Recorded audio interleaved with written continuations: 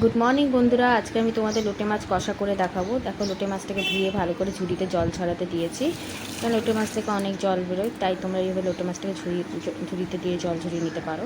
লোটে মাছ কষার জন্য হলুদ গুঁড়ো লাগবে, কাশ্মীরি লঙ্কা, ধনে গুঁড়ো, জিরে গুঁড়ো, আদা রসুন পেস্ট, 2 চামচ বড় চামচ আদা রসুন পেস্ট কাঁচের বাটিতে আমি নিয়ে রেখেছি, 2টো টমেটো কুচিয়ে রেখে 4টে পেঁয়াজ কুচিয়ে রেখেছি, আর আমি ধনেপাতাও নেব 11টি। আমি আদা রসুন পেস্টের বাটিতেই আমি মশলাগুলো সব একেবারে নিয়ে নিচ্ছি। 2 চামচ হলুদ গুঁড়ো দিলাম। দেখো, একেবারে মশলাগুলোকে নিয়ে নিচ্ছি। এবারে আমি এখানে 2 চামচ ধনে গুঁড়ো দিচ্ছি, তারপর 2 চামচ জিরে গুঁড়ো দিলাম,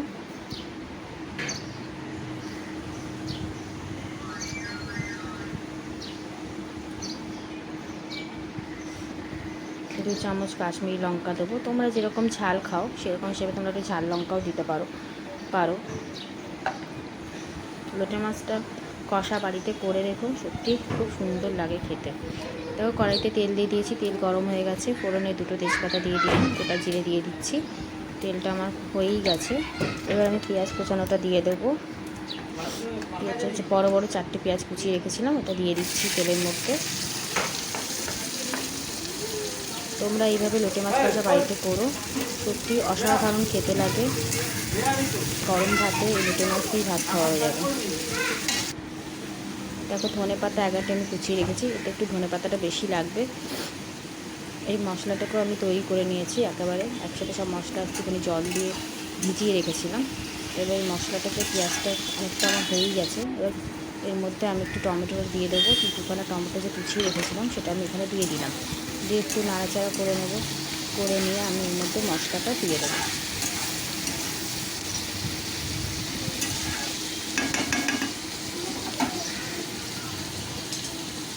অনেকে তো লোটে মাছ ঝিও খায়, লোটে মাছ বেগুন দিয়ে তরকারি খায়, এইভাবে করে দেখো, সত্যি খুব ভালো লাগবে।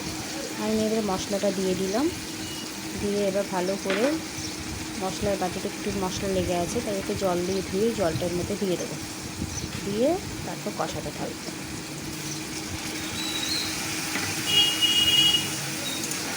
ভালো করে নাড়িয়ে চাড়িয়ে নেব, যাতে মশলাটা সব কটা পেঁয়াজের সাথে মিশে যায়।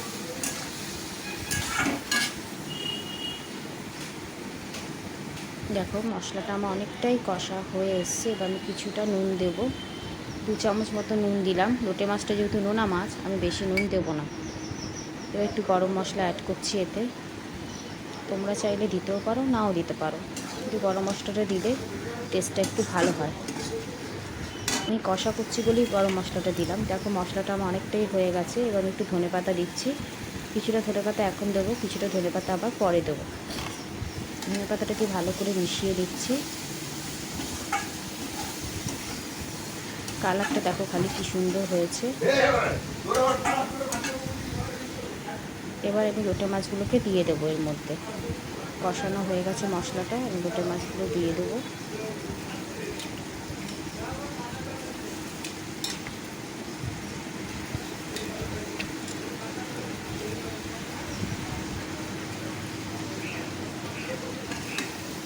দিয়ে ভালো করে মশলাটার সাথে লোটে মাছটাকে মিশিয়ে নেব। দেখো, ভালো করে মশলাটার সাথে লোটে মাছটাকে নেড়ে নেড়ে মিশিয়ে নেবে।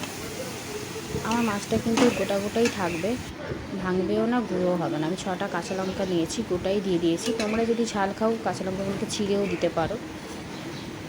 আর একটু ধনেপাতা বাকি যেটা ছিল সেটাও দিয়ে দিলাম। দেখো, এইভাবে পুরো লোটে মাছ কষাটা হবে। এটা একটুখানি জাস্ট কড়াইতে একটুখানি হবে, ঢাকা দিয়ে দেবো, তারপর নামিয়ে দেবো। দিয়ে আবার লোটে মাছ কষা রেডি। আমার যদি ভিডিওটা তোমাদের ভালো লাগে তাহলে তোমরা লাইক সাবস্ক্রাইব করো, কমেন্ট করতে ভুলো না। সাবস্ক্রাইবও করো, লাইকও করো অবশ্যই। নিত্য নতুন রেসিপি তোমাদের আমি দিতে থাকবো। তোমরা সত্যি এইভাবে বানিয়ে দেখো বাড়িতে, অসাধারণ খেতে লাগে। দেখো, আমার এটা অনেকটাই হয়ে গেছে, যেহেতু ঢাকা দিয়েছিলাম তাই জন্য একটুখানি জল বেরিয়েছে। এবার আমি ধনেপাতাটা দিয়ে দিলাম। দেখো, মাছগুলো কিন্তু আমার গোটা গোটাই আছে, একটু কিন্তু ভাঙেনি।